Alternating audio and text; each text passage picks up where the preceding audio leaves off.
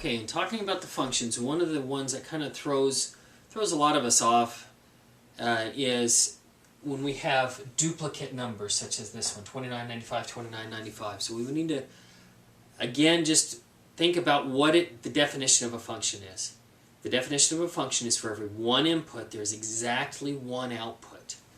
In this case, we're going to talk about like a cell phone plan. The number of minutes is our input. The output is the cost per month. And this would be an example of one of those unlimited plans. Some of you may have a cell phone plan in which the minutes are unlimited. No matter how many minutes you use, it's always going to be the same price. So let's look at this. For each input, every time you talk 100 minutes, each input, there is exactly one and only one output. If you talk for 100 minutes, the bill is going to be that amount, that's it. It doesn't change every month. One time it's this one, the next time it's that one. For every input, no matter how much you talk here, 100 minutes would have one output. One output and one output only. So far so good.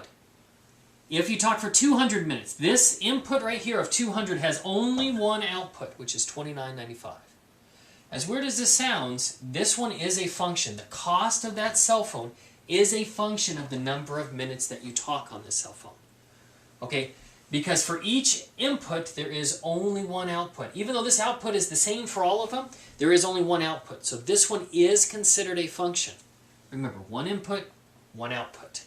Okay, for every one input, one output. Now let's change it up a little bit.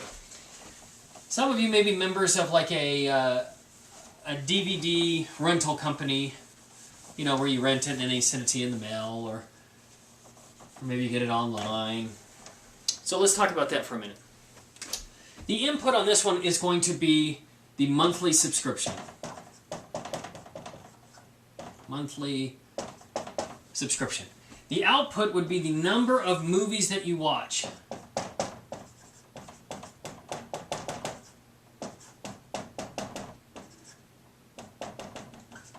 Most of these charge a flat rate monthly fee, and that's the one that we're going to be using as our example. Now I'm going to use just a whole number just to keep it a little bit easier for the moment. Let's say that they charge $12 a month, and they give you unlimited movies after that. So we're going to go, our input on this one will be 12. Oops.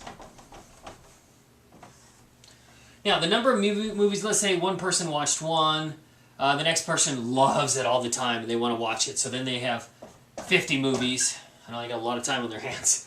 But let's say they do 50 movies. The next one does 8. The next one watches 1 a week, so that's 4. And then the last one we'll say watches 6. Okay, now let's look at this. Remember that the definition of a function is for every one input, there is exactly one output. So our one input of 12 here, this one viewed at one time, but this is the same input. So this particular input here, every time the input of 12, the amount of cost, gives us different outputs. If it gives us anything other than one output, so if it gives us 2, if it gives us 15 different outputs, it's not considered a function. So this one is not a function. We got to write that here. Function.